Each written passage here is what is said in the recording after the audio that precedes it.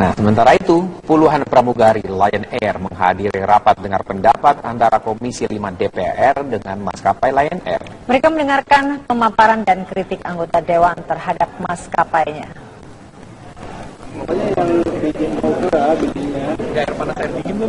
Ada pemandangan berbeda di gedung DPR hari ini.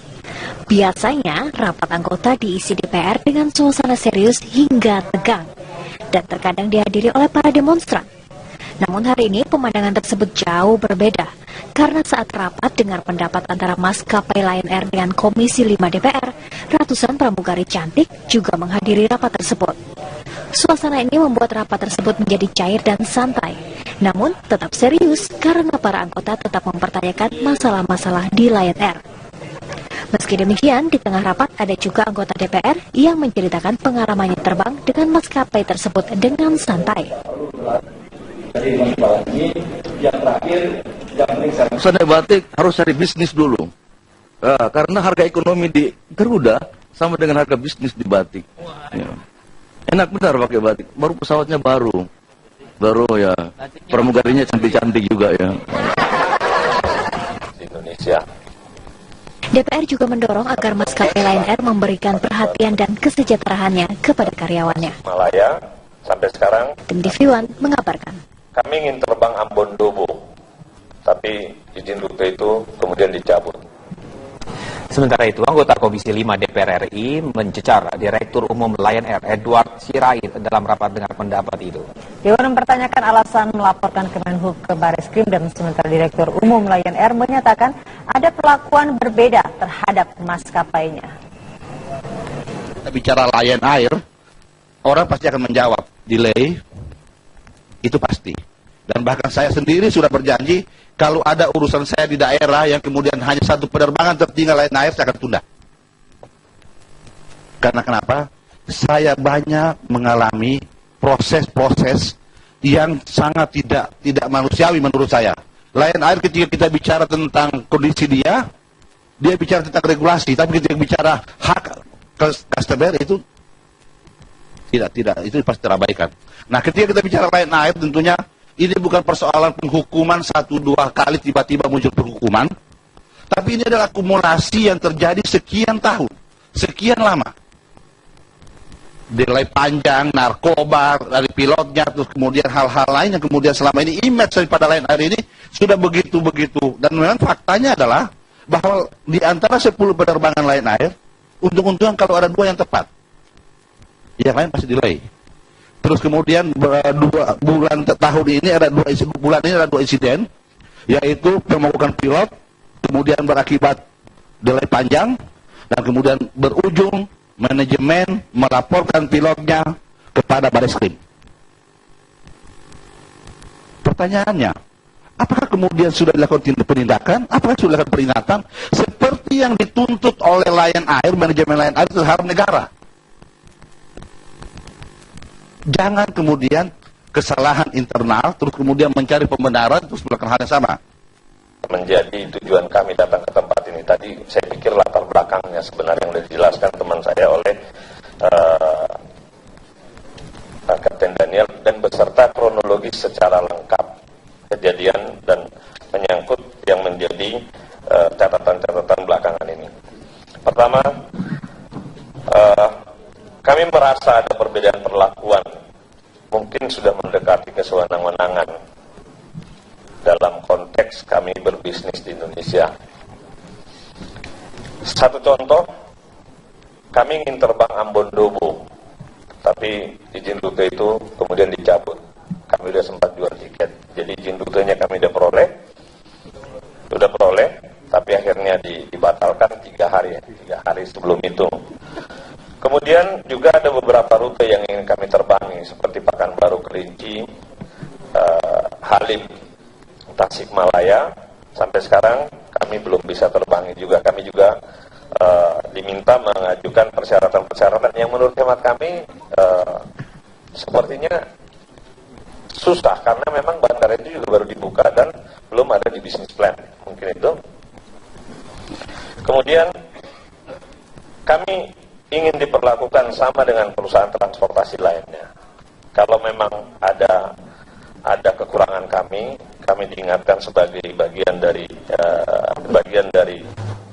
kementerian dan kami dibina. Dan Lion Air pun membantah telah memecat sejumlah pilot buntut dari demonstrasi yang dilakukan dan menyebabkan delay di beberapa tempat. Lion Air bahkan menuding aksi para pilot tersebut merupakan malpraktek karena tidak mengantongi izin. Tidak. Yang kami lakukan adalah pembinaan, bukan. Yang kami lakukan adalah pembinaan. Kalau ada pegawai misalkan bermasalah, masa kita nggak bisa bina? Pembinaan itu artinya dirumahkan atau? Ya kita panggil untuk dibina, dikasih tahu bagaimana sebenarnya tanggung jawab moral kita terhadap masyarakat. Artinya tidak ada yang dipecatkan, Pak? Tidak, sampai hari cek aja, ada nggak bukti dipecat? Saya tidak mengatakan tanggal 10 demo malpraktek. Kalau demo kan ngasih tahu. Ada nggak izinnya ke polisi? Prakteknya seperti apa, Pak? Maksudnya? Ya, dia tidak datang kerja, tidak melakukan pekerjaan. Misalkan kayak profesi, dia nggak datang ke pekerjaan, kan itu malpraktek. Jadi ya itu memang ada gerakan ada hal-hal yang dilakukan oleh oknum, dia kena hukuman, dia memprovokasi. Selain Partai Demokrat, partai lain juga melakukan fit and proper test terhadap bakal calon gubernur DKI Jakarta 2017. Sejumlah nama bermunculan untuk diusung oleh partai politik. Namun nama Ahok masih menjadi kandidat kuat dalam bursa calon gubernur DKI 2017. Geliat kontestasi dalam pemilihan kepala daerah DKI Jakarta mulai terasa. Nama kandidat calon gubernur dari perseorangan Basuki Cahayapurnama atau Ahok dinilai masih menjadi kandidat kuat dalam bursa pemilihan gubernur DKI. Hingga saat ini teman Ahok telah mengumpulkan lebih dari 800.000 KTP sebagai modal dukungan Ahok dan pasangannya, Heru Budi Hartono, melaju dalam pemilihan gubernur DKI 2017. Popularitas dan elektabilitas Ahok yang tinggi ini bahkan membuat dirinya tetap memuncaki hasil survei internal PD Perjuangan. Namun Ahok menanggapi dingin hasil survei tersebut. Saya sama orang PDIP selalu komunikasi.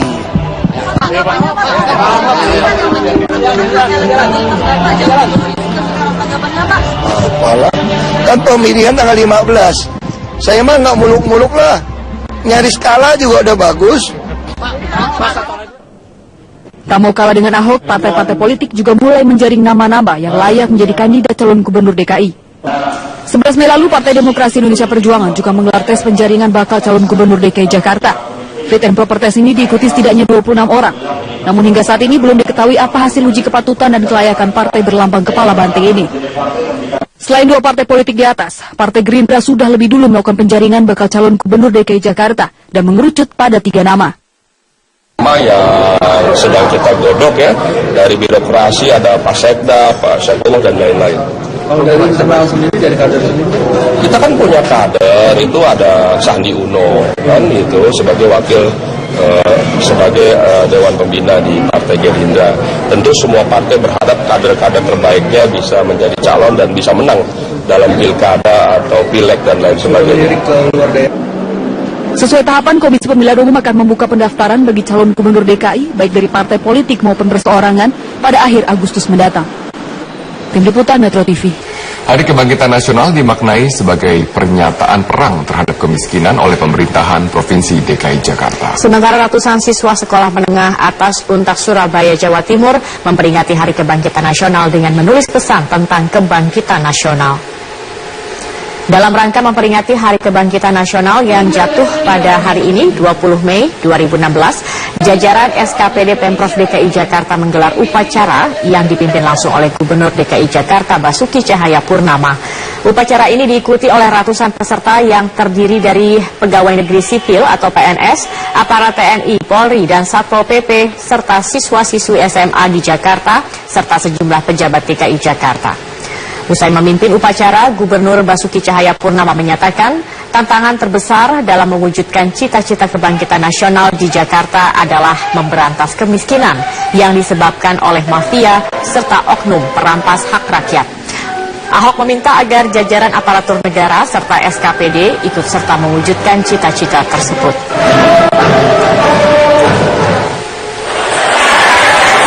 Sementara peringatan Hari Kebangkitan Nasional diperingati ratusan siswa sekolah menengah atas Untak Surabaya dengan menulis pesan tentang kebangkitan nasional. Hari Kebangkitan Nasional diharapkan mampu menumbuhkan semangat siswa dalam kegiatan belajar serta pemikiran seperti para pejuang bangsa. Selain menuliskan pesan, sejumlah siswa juga membacakan puisi dan pidato kebangkitan nasional.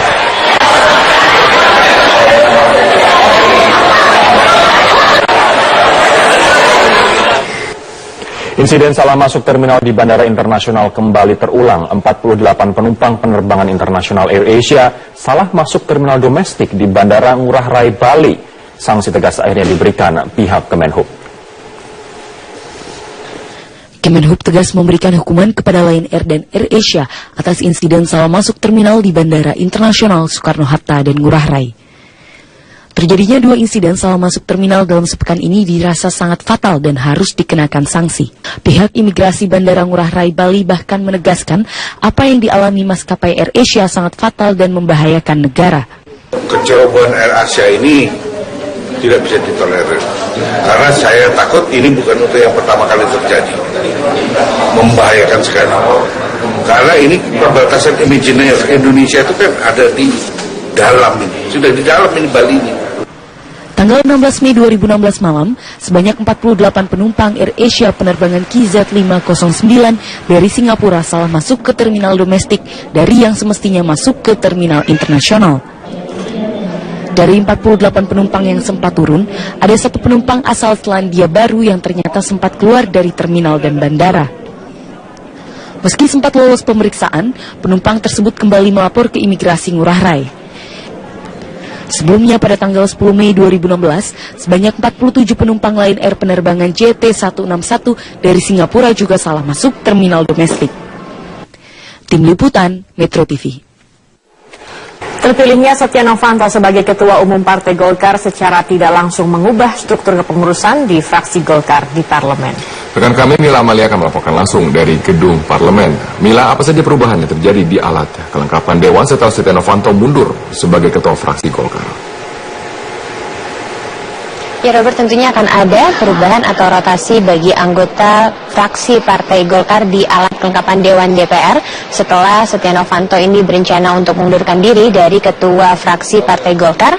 Terlebih dirinya sudah dilantik sebagai calon Ketua Umum Partai Golkar hasil Munaslup 2016 yang dilaksanakan di Bali pada Selasa pekan ini. Namun tadi saat kami mengkonfirmasi kepada Wakil Ketua Fraksi Partai Golkar, Firman Subagio ini mengatakan bahwa belum ada pembahasan siapa saja yang akan dirotasi di alat kelengkapan Dewan di DPR ini, karena memang hingga saat ini Partai Golkar masih fokus untuk mencari nama-nama siapa yang akan menggantikan Setia Novanto sebagai Ketua Fraksi Partai Golkar. Saat kami tadi menanyakan kepada Firman siapa kira-kira kader Partai Golkar ini yang memenuhi persyaratan untuk menduduki kursi ketua fraksi ini, tadi Firman menjawab bahwa mencuat 2 nama, yaitu Rumkono dan juga Aziz Syamsuddin yang akan mengisi jabatan sebagai ketua fraksi.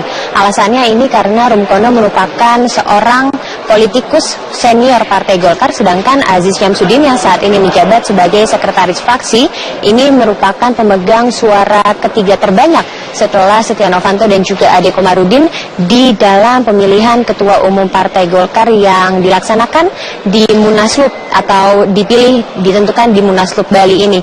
Dan selain itu juga alasan lainnya adalah di antara kedua ini dinilai mempunyai pengalaman kepemimpinan yang mumpuni untuk mengatur anggota-anggota Partai Golkar yang ada di DPR untuk mengisi sebagai ketua fraksi Partai Golkar di DPR. Dan berikut pernyataan dari Wakil Ketua Fraksi Partai Golkar Firman Subagio. Itu ada 2 ya, 1 Pak Rumkono dan Pak Aziz. Nah tentunya kalau kita bicara tentang Pak Rumkono, Pak Aziz ini semuanya adalah kader-kader yang memang sudah punya pengalaman. Namun tentunya ini pertimbangan politis saya itu dari Ketua Umum terpilih. Karena kemenangan Pak Setia Novanto ini kan merupakan kemenangan di mana Pak Ade Komarudin itu juga punya andil. Karena sebetulnya kan masih ada kesempatan lagi untuk putaran kedua. mengenai posisi Ketua DPR Ade Komarudin ini, Setia Novanto dan juga Ade Komarudin beserta petinggi-petinggi Partai Golkar ini menyetujui bahwa Ade Komarudin akan tetap menjabat sebagai Ketua DPR periode 2014-2019. Keputusan ini diambil di saat pelaksanaan Munaslup di Bali pada pekan ini, karena memang Ade Komarudin ini akhirnya memilih untuk mengundurkan diri dalam pemilihan Ketua Umum di ronde kedua, dan ini akhirnya Setia Novanto begitupun juga dengan Ade Komarudin dan petinggi-petinggi Partai Golkar lainnya ini menyetujui bahwa Ade Komarudin tetap menjabat sebagai Ketua DPR. Mengenai pemilihan ketua fraksi ini akhirnya diserahkan kepada Setia Novanto untuk menentukan di antara dua nama ini siapa yang akan dipilih, dan nantinya ketua fraksi ini akan menentukan siapa-siapa sajakah anggota DPR di fraksi Partai Golkar ini yang akan dirotasi di alat-alat kelengkapan dewan yang ada di DPR. Untuk sementara demikian, Robert, yang dapat disampaikan dari DPR. Kembali ke studio. Baik, terima kasih Mila Amalia atas informasi Anda. Sejumlah partai politik yang tergabung dalam partai pendukung pemerintah menyambut kehadiran Golkar. Koalisi partai pendukung tidak khawatir dengan isu pembagian jatah kursi kabinet dan menyerahkan sepenuhnya kepada Presiden Joko Widodo.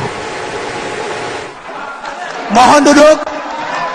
Keputusan Partai Golkar mendukung pemerintahan Jokowi JK mengubah konstelasi peta politik di tanah air.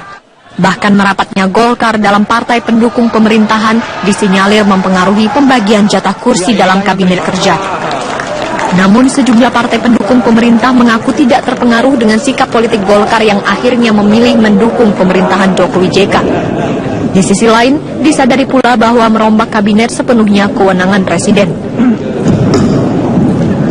Terkait dengan reshuffle kabinet sepenuhnya menjadi domain dan hak prerogatif Presiden.